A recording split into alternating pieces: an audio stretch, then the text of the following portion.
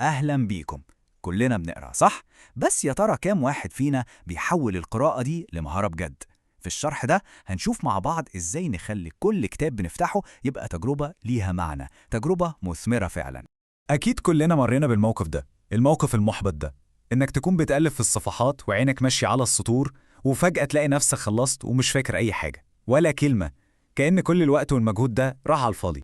طيب إزاي نخرج من الدوامة دي؟ دي خريطة الطريق بتاعتنا النهاردة.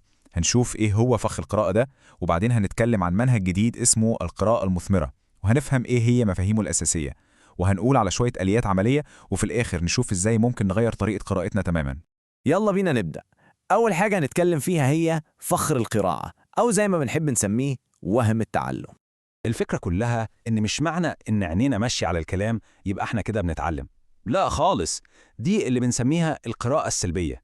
يعني الكلمات بتدخل بس مش بتتهدم، مش بتتربط بأي حاجة نعرفها قبل كده، فزي ما دخلت زي ما بتخرج، والنتيجة طبعا ولا حاجة بتثبت والوقت بيضيع.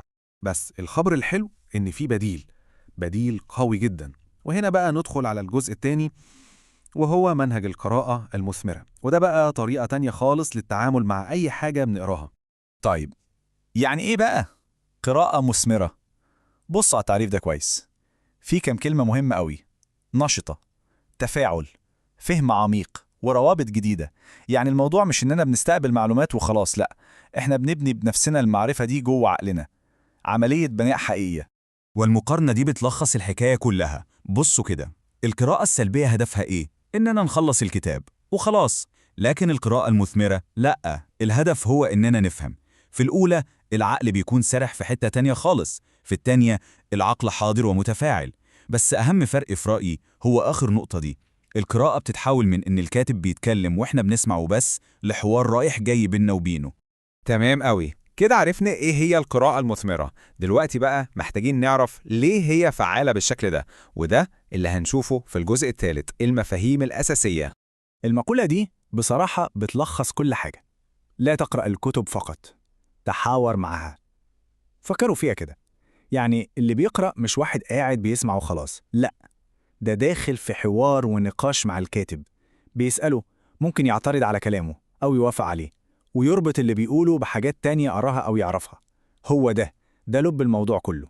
طب الحوار ده بيتم ازاي؟ عن طريق 4 حاجات أساسية. أول حاجة، قبل ما تفتح الكتاب لازم يكون عندك هدف واضح، عايز تعرف ايه منه. تاني حاجة، لازم تتعامل مع النص ده على انه شريك في الحوار مش مجرد ورق. تالتا، اسأل وشكك، ما تقبلش كل حاجة على انها مسلمات. ورابعا، ودي يمكن اهم نقطة فيهم كلهم، كل معلومة جديدة تقراها لازم تربطها باللي تعرفه أصلا. هو ده اللي بيحلق المعرفة الحقيقية.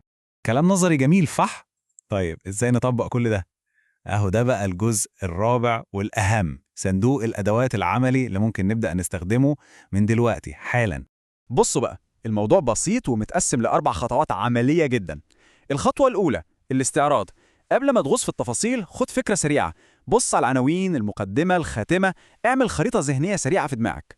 الخطوة الثانية التساؤل. حول كل عنوان لسؤال.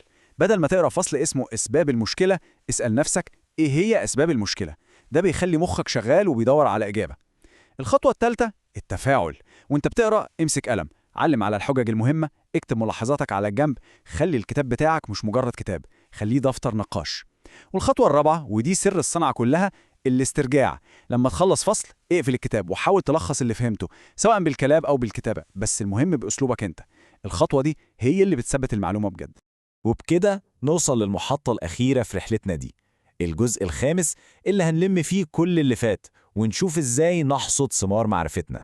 لو في حاجة واحدة عايزين نطلع بيها من الشرح ده فهي دي: القراءة مش موهبة فطرية، لا، القراءة مهارة زيها زي أي مهارة تانية، ممكن نتعلمها ونتمرن عليها ونبقى أحسن فيها. كل اللي قلناه النهاردة هو مجرد أدوات تساعدنا نبني المهارة دي ونقويها. وفي الآخر، وبعد ما عرفنا الأدوات، الكورة دلوقتي في ملعبنا. السؤال اللي لازم كل واحد فينا يسأله لنفسه هو: يا ترى إيه هي المعرفة اللي هنختار نحصدها المرة الجاية؟